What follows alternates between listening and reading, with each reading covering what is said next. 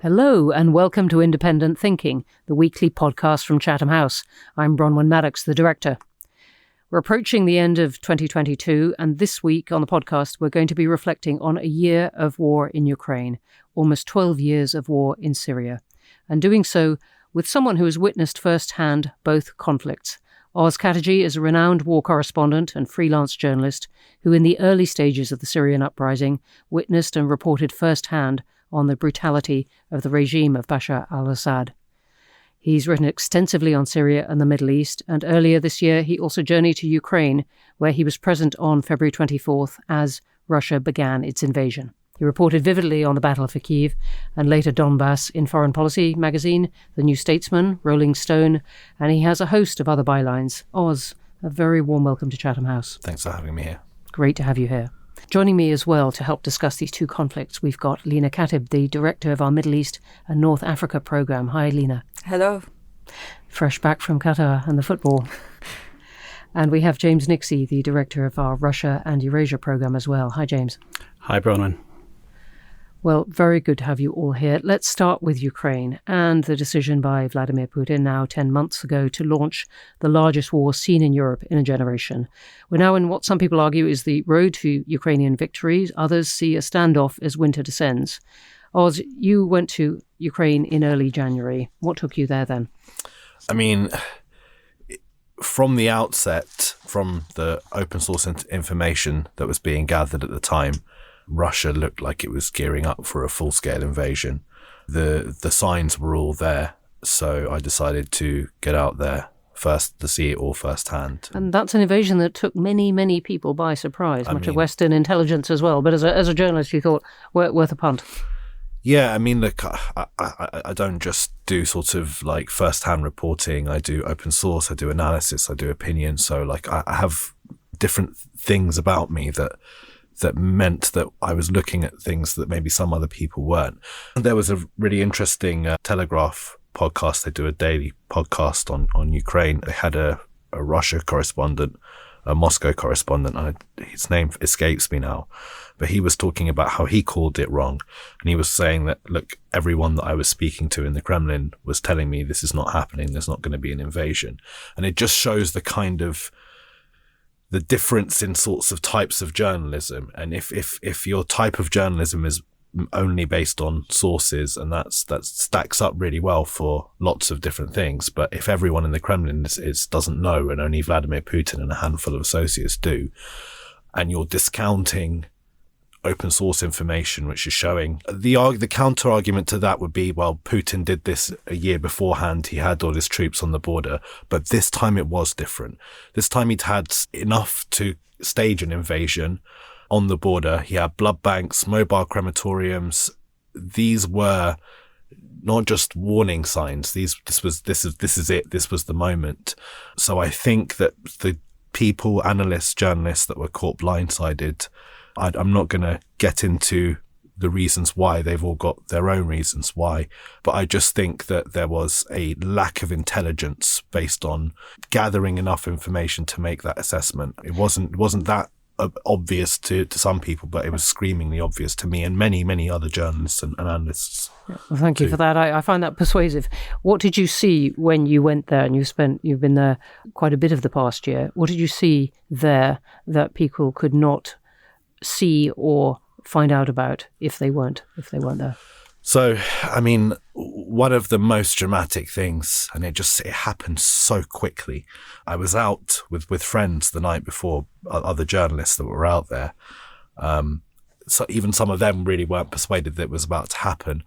And after the Putin speech, and then I was still on the streets around 4 or 5 in the morning, but every night beforehand in Kyiv, 4 or 5 in the morning, there's still people walking around. So there was like a deathly silence when that news first hit. And from that moment onwards, Kyiv changed dramatically. Every single day was a new thing. For a start, the government driving trucks loads of rifles into the suburbs and opening the doors and saying, guys, arm yourselves. It was like madness the first 48 hours. Loads of journalists bugged out, loads of people bugged out of the country, all the diplomats bugged out. So it was like completely empty in the middle of Kyiv after like 36, 48 hours. You had everyone hiding in the train stations at first. But then Kyiv became a fortress. And that's something you couldn't see on the news because you weren't really allowed to go around filming. But almost overnight, Kyiv went from looking like a modern cosmopolitan European city to something like a dystopian war film where blockades have been set up. Which is the kind of picture that we've been really gripped by on the news. I mean, these extraordinary scenes, this reversal from what was a utterly cosmopolitan, thriving city. And I'm sure you would have seen loads of the concrete bunkers and so on that were erected a week and a half into the war. The first few days were like the most ramshackle shopping trolleys and just sheet metal, anything that people could cobble together, and was armed on the streets. It just everything changed to like you knew you were at war. And then the bombardment started, and then people just started dying all over the place as Russia started targeting civilian infrastructure. And that's something else I was expecting. And for some reason, that also caught people by surprise. We'll come on to the effects of that in just a moment. But James, when you and your team are trying to find out day by day what is going on there, what do you do? Well, we certainly listen to people who've been on the front line like Oz here, but naturally we have our sources, both Ukrainian sources on the ground and there's various written sources which come straight from the front. And ultimately, research here at Chatham House, as you know, comes from interaction. At the risk of a slight plug, as we speak now... You can plug it. Because Chatham House can walk and chew government at the same time, there's actually another seminar going on right now on Russia's and Ukraine's relative strengths and weaknesses. It'll also be available online at the same time as this podcast. So that is research, and that's how we find out, frankly, by discussing it with pretty much everybody else. And where are we now? We've had these months of the Ukrainian counteroffensive raising high hopes for this. Where do you think it's going? Well, it's just on the question of calling it. I mean, if I could just pick up on Oz's point there, then it's absolutely true to say that so many people called it wrong, a majority, partly because, of course, it's not the rational decision as we understand it. I mean, how Putin, who would have been much better off for his country, his people, his economy, had he not gone in like this. But also because I think there's been a fundamental misunderstanding of Russia, frankly, for pretty much the last 22 years of Putin's presidency. As for right now, well, obviously, positions are beginning to freeze, quite literally. It's about -10 in Kyiv right now. It's going to get worse up to about -20, -25. Snow's just fallen this week. That doesn't mean to say that war will come to a stop, of course, because drones can still function, missiles can still function. So there is this infrastructural attack that you're talking about, Oz, is obviously as a result of the Russian retreat from places like Kherson and Kharkiv. There's no coincidence in the cause and effect there. But that said, and perhaps this is my key point, Bronwen, is that I don't think that what's happening on the front line is the key point in this war. Ukraine could make some advances or it could make some retreats. That won't have an effect. I think what we should be really concerned about, and what Chatham House is so concerned about, is actually the West's position, because that's actually what Ukraine will stand and fall by. And that's what you've been writing quite a lot about whether or not that position will hold together. But as you describe it now, it is hard to know exactly how this is going to play out, who's going to win, if you like. Lena, I wonder if you could take us into what this looks like from the Middle East and North Africa, and your team's been looking at this, how countries there are looking at it, and what the significance of this is. Well, one of the key things is observing that there was surprise in Europe by Russia's actions, which to many people in the region was not a surprise at all. I think part of the surprise came because a lot of people in Europe thought this could never happen to us. And perhaps that was another reason why people dismissed the signs, not necessarily missed the signs, but dismissed the signs even when they were right there. It was a dismissal. It definitely wasn't. Right, so they saw them and they set them aside. Yeah, they thought, no way, this is Europe. This is not World War II. We're done with that. It's not going to happen to us.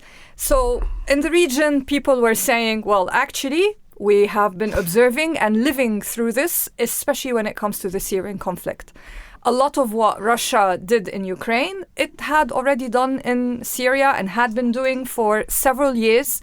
But it seems, sadly, that not many people outside the region was taking this very seriously or paying attention. So I and lots of other observers and analysts and people in general from the region have been saying that, in a way the international community indirectly or sometimes directly allowed Russia to kind of do whatever it wanted in Syria empowered Russia to do what it's doing now in I think Ukraine. this is a hugely important point. James, do you feel that there's a link back with what happened in Syria? I absolutely do. Russia learns from its mistakes, and I wouldn't confuse a poor plan, which Russia had, with a poor army, which is actually not entirely true. But it did this exactly on a smaller scale in Syria. It ignored the battlefield and concentrated on civilian infrastructure. It razed the ground. Aleppo is obviously the example, and it made life impossible for civilians to function. As a result, there was capitulation and Assad's forces took over. We're seeing exactly the same thing now.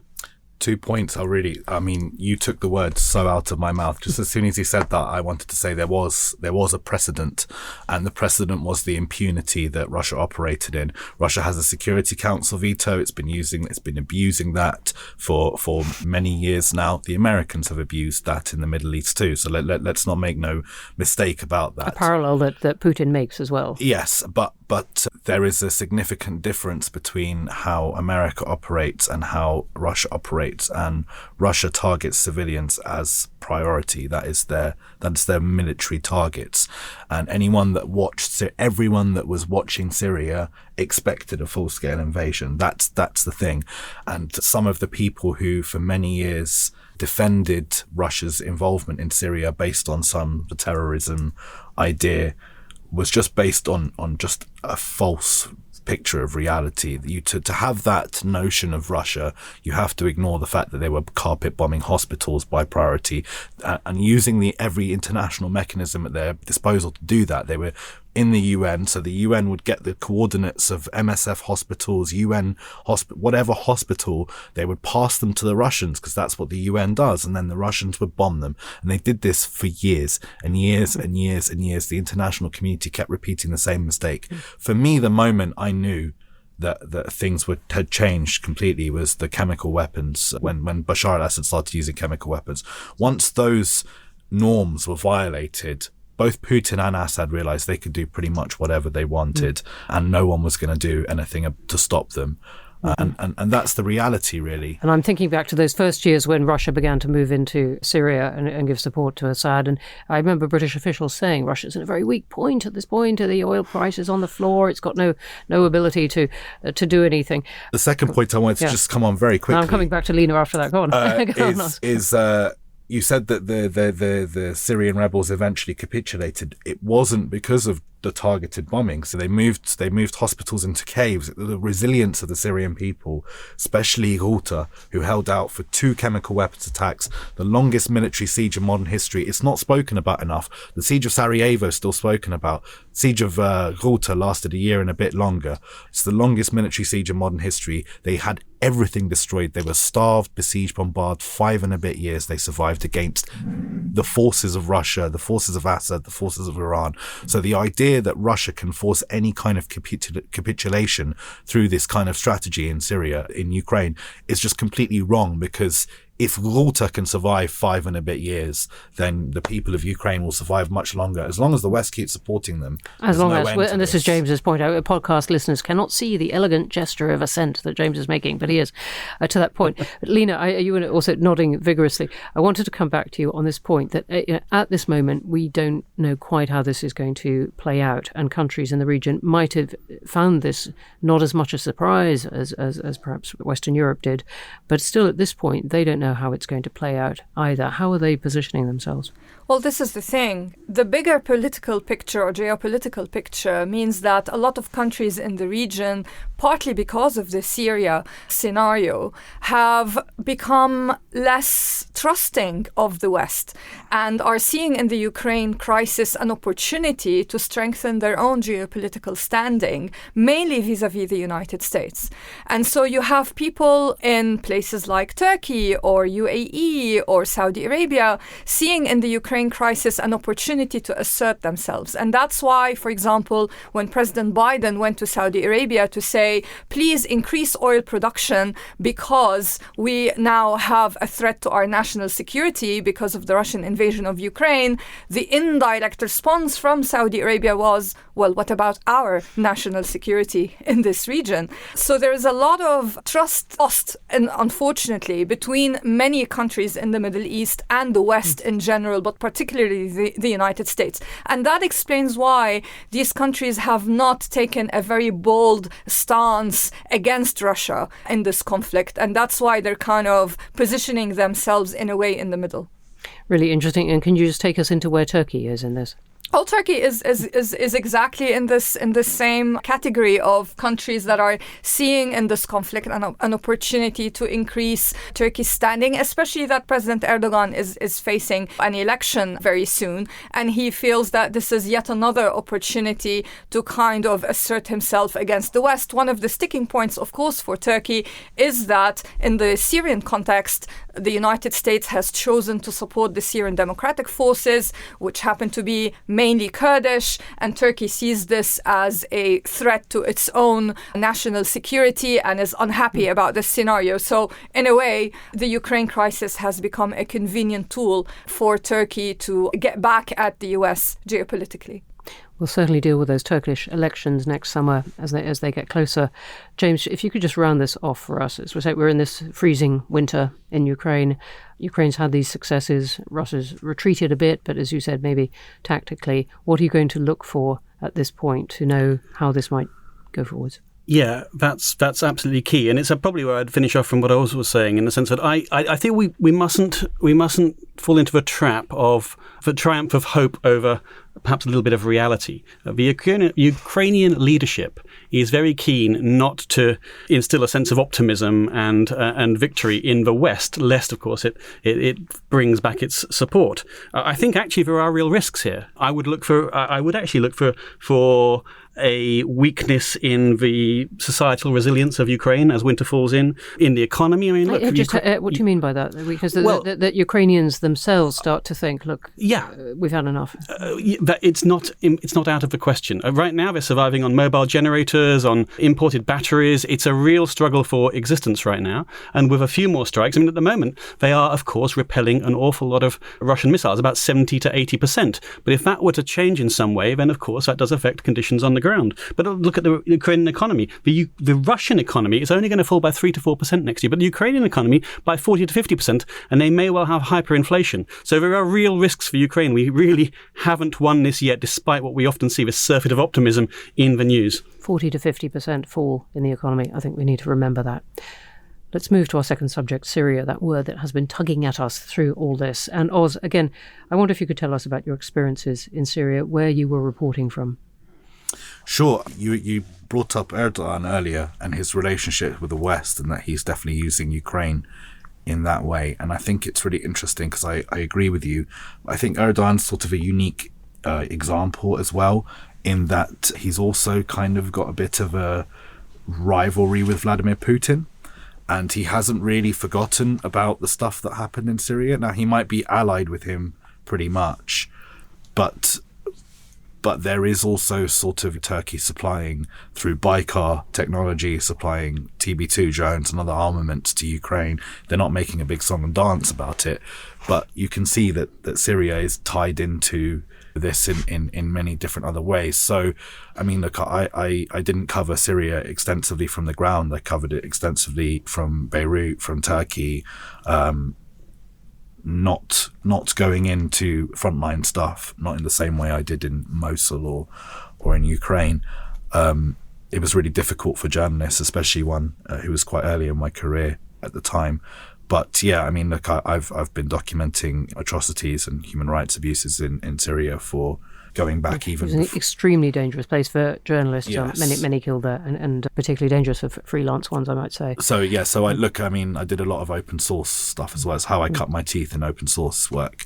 One of the things that I did was we proved that the Russians themselves had bombed a marketplace in Idlib, right down to the fact that we got the communication, the cell tower communication between the tower controls and the jet fighters, and they would use language like they were delivering sweeties, delivering candy, when they, right at the moment they'd struck the civilian marketplace, dozens killed.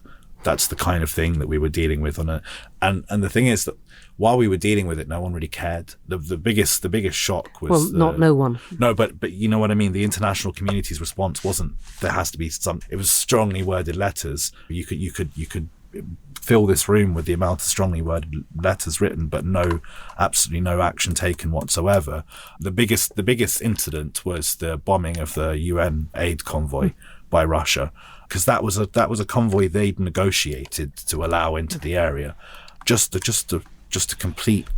It was just so insulting to everything that we're supposed to have, international norms, and once they did that and then the UN investigated it and concluded that the Russians had did it, and even still nothing happens. And maybe you can say the UN Security Council blocks it, but that's a whole subject in itself. Exactly. Lena, I wonder if you could just take us into Russia's role in Syria now. Oz has been talking about rivalry, but obviously the support is clear. What role is Russia playing now? Russia remains very dominant in Syria right now. I mean, the area intervention began in 2015. And they are there, not really on the ground, because they're using, in a way, their partners, the Iranians, for that. So Syria is actually a quite low-cost military campaign for Russia. So they're there. However, there are some indications right now that the Ukraine war is giving the Iranians a bit more opportunity to kind of expand their role inside Syria. And in what way? Because other people are distracted, or because because Russia has Ukraine as a key priority. Not that Russia's going to deploy troops or personnel from Syria to Ukraine. It doesn't need to do that. But the main attention is Ukraine, and Iran is seeing this as an opportunity to kind of expand what it's doing on the ground in Syria. But Russia remains there. It continues to bomb, and that's something that perhaps the news does not report very often these days, that these military campaigns by Russia are ongoing, especially in northwest Syria. So, yeah, I mean, Russia is there because no one has stopped it, really. If the United States and its allies had been more assertive very early on, I don't think Russia would have entered the Syrian conflict in 2015. I mean, they weren't there in 2011. They were there as a traditional ally of the Assad regime, but not on the ground. Yeah, I'd have to agree with that. The reality is that Russia won in Syria. I mean, it forced the foremost global military power into retreat. It rode all over Barack Obama's red lines, and Putin learned from that, and he thought the same would happen in Ukraine. It's just that Ukrainians are more invested in it. The second point, however, is I don't know if we disagree on this, Lena, but I would argue that such are the forces that Putin has unleashed upon himself in Ukraine, now that we are pressuring the Ukrainian economy. But I think that Russia's global tentacles will retract a little bit over time, because it just won't have the capacity and capability to do all that it wants to do in Venezuela, in the South Pacific, in the Far East. Doesn't mean that it will retract from precisely here, though. You mean here, Syria? In the UK? No, I don't mean Chatham House. I mean Syria. Not in total, but I just think that there is a capacity limit for Russia, and as it expends all its resources on Ukraine because it's a major priority, I just don't think its quest for global influence can remain the same.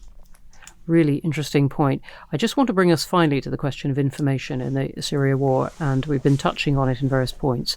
Information, what is reported, what is misreported. I'm thinking of the White Helmets incident. Lena, this is something you've looked at a lot. Yeah, I mean, there was a concerted propaganda campaign by Russia, a misinformation campaign to paint the White Helmets, for example, as a terrorist group, which of course is not true. But they were equally painting practically anyone who's a Syrian opposition figure as a terrorist figure as well. And this is something that the Syrian regime did. And sadly, a lot of people, even in the West, fell for this kind of misinformation and started propagating this narrative, especially those who kind of adopt the umbrella of imperialist resistance. So unfortunately, that did gain some traction. But the reality is Syria is a crisis that began as a peaceful protest, and it was certainly not a terrorist-led campaign against the peaceful President al-Assad, not at all. It's an old subject of whether propaganda can win wars in this way. Or what's the thing that you would most like to know about within Syria at the moment? The thing that I'd most like to know within Syria at the moment, I mean, like, one of the things is Syria's being propped up, or the Assad regime is being propped up itself by Iran and by Russia, and Iran and Russia are both now going through some turmoil of their own. So the regime is essentially a vassal state, and what I would like to know is what the future looks like if those guarantees are no longer there. I know there are movements within the Arab world to readmit them to the Arab League and so on, which again, it shows how America's role in the Middle East has really fallen back. And I think that, going back to your point about information and information wars, Russia was remarkably successful in Syria. They hoodwinked many people. You had award-winning journalists like Robert Fisk regurgitating regime propaganda, denying atrocities. Once Russia had reached this point in which there were people who were willing to stake their reputations to defend Russia's lies, let's be fair, then we were in real trouble. But they haven't been able to do that in Ukraine. Ukraine was the straw that broke the camel's back, and people weren't as willing to believe that all Ukrainians were Nazis the way they were willing to believe that all Syrians were ISIS. I don't know what that says about us. I'm not here to talk about that really, but information war-wise, Russia's information war system has broken, and they have been defeated in recent battles. The war is not over, but as far as information war goes, Russia's currently losing, and losing badly in a way that they haven't done for, in my entire lifetime, a generation. James, do you agree? And within Russia as well? I absolutely do. I also think that the military is only one way in which Russia fights warfare. We hear about it as hybrid warfare. It's astonishing deployment of missiles and propaganda. Absolutely, and diplomatic warfare and economic warfare. So it is an all-pervasive very modern attack and very wide spectrum. But in terms of if I was to answer the question on what to look for next year, I'd be looking for cracks in the Russian elite. I don't see any right now, but it might be murmurings in corridors. This is how things start, and over time. So I think we've got to look for any signs of dissent. It's quite subtle to begin with, but it could happen over a period of time if Russia continues to have defeats inflicted upon it. Okay, well, thank you for that. And that takes us almost around the corner of the year with that vision of murmurings in corridors. And Chatham House people will bring you all those thoughts about murmurings and so on. We are going to have to wrap up there, but a big thanks to my guests, Oz Katerji, Lena Katib, and James Nixie. Thanks for joining us. Thank you. You can follow all of our speakers on Twitter, as well as all the work of our Middle East and North Africa programme and the Russia and Eurasia programme. Oz is a prolific writer as well, and his writing can be found on many, many outlets. And you can find all of Chatham House's podcasts, and they're more than just this one, on Apple, Spotify, and major podcast platforms, and as well as through our social media. So do like and follow us, and please do leave us a review. I ask you almost every week, and we really do appreciate it, whatever you say. To read more from our experts around the world and to find more about our events, or to become a member, and coming up to Christmas, we're pushing that one too. Don't forget to visit our website, chathamhouse.org, where you can follow the continuing work of our colleagues. This week alone, you'll be able to find our work on Nigeria's elections next year, which is proving immensely popular, on the EU's oil price cap, and much, much more. So from Chatham House, where, despite all these conflicts and troubles we write about, we are a zone of peace, I'm Bronwen Maddox. See you next week.